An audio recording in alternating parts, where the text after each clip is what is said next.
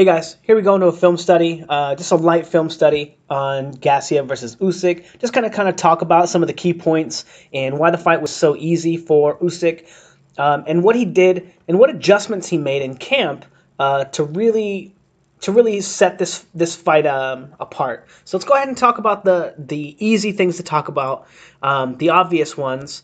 He has a very active guard. Look at how he's feinting here, dipping to the outside of Gassiev, shooting the jab, probing, controlling him with the jab, giving him different looks, like a lot of feinting, a lot of active guard. And what this does is it stops Gassiev from layering his offense, right? It stops Gassiev from using high-level feints or high-level probes. And as you can see, his first attack here is just a flashing the lead hand and then a jab to the body. And we'll talk about that a little later.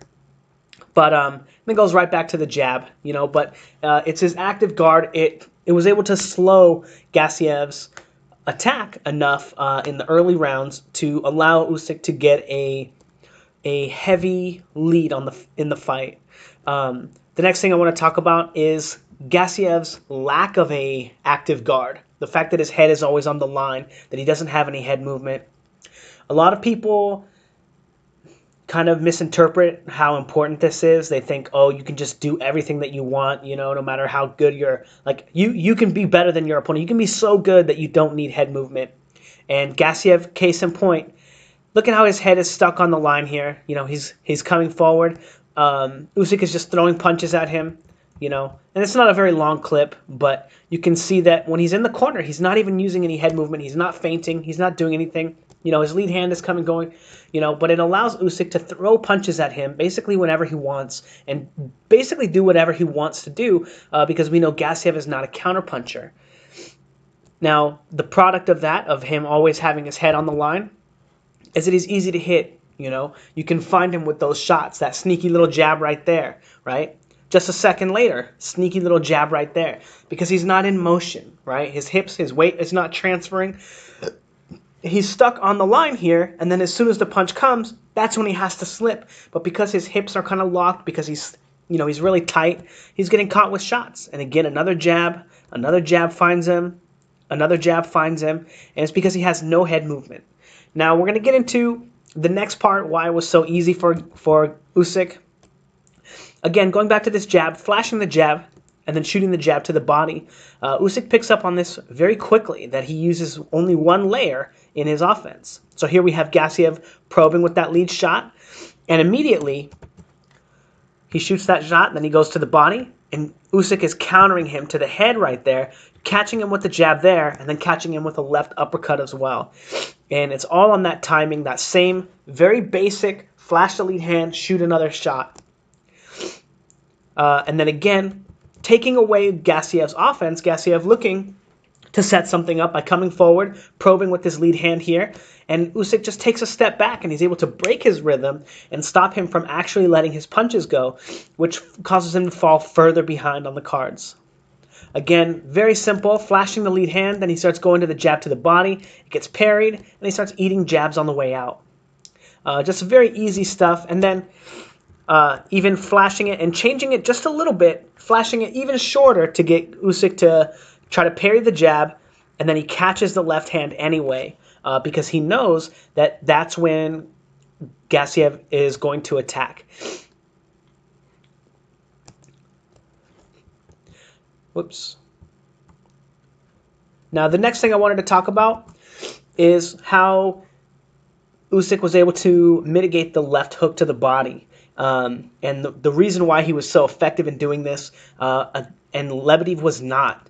First off, he's feinting to the outside now to get Gassiev used to seeing that look, so that when he does want to slip to the outside, he's able to make it, to not telegraph it as much.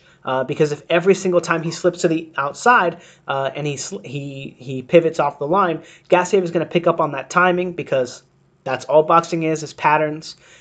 He's going to pick up on that timing and be able to really make him pay for it. So he's feinting to the outside, shooting the jab, feinting to the outside, shooting the jab, feinting to the outside, and feinting to the outside again. And then look at this, beautiful. When he does slip to the outside, look at the step that he takes to the side, and then he shoots off the line. Notice how quickly Gassiev chases him, because this is something that they practiced in the gym, him and Abel Sanchez. They said, hey, every time he pivots, we want to catch him with that hook. We want to catch him with that hook. But in this fight, Usyk made a slight adjustment to this tactic. Rather than staying on the line with his opponent or staying close to him, he adds a layer to this defense. Whoops, my video kind of froze. Sorry. He adds a layer to this defense here by pivoting completely off the line and taking a step back. Now, in this next clip, he doesn't pivot off the line quite as far and take that step back, but look at how wide his step is here and how far off the line he gets. When Lebedev was doing it, he was getting stuck right here, and he wasn't moving all the way off the line as far as Usyk is. And look at the position that they're in. Look at how safe Usyk is after taking that, because of the step that he takes before this. And a lot of the times when he was fighting Bradis, he didn't take a step. He would have like a small step, but he wouldn't move off the line all the way like this. And Bradis was able to catch him. Now again, taking that step, pivoting off, and look at how far back he shoots. Whoops, that clip kind of ends abruptly. Sorry. But he takes that step. Let's go ahead and go back. Boop. He takes the step, slips the jab from Gassiev, and then takes that step all the way off the line. Boom. And takes that whole pivot off the line. It makes it impossible for Gassiev to mount that offense. And in the pre-fight breakdown, I said that left hook was going to be very important for him.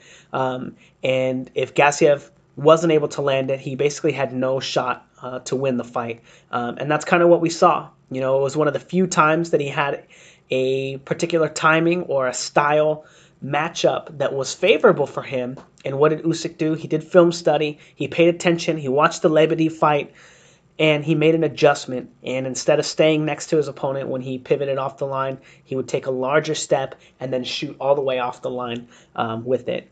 Just a brilliant fight from Usyk.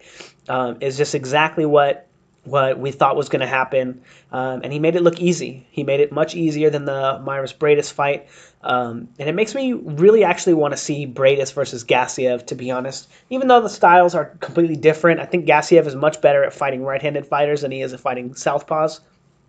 So I think that's definitely a fight that I'd like to see, especially after seeing some of his performance against Dorticos, in which he looked phenomenal in that fight. I just don't think that he has the craft to fight southpaws. He's just not experienced enough with only 24 amateur fights and so few pro fights. He just needs more seasoning.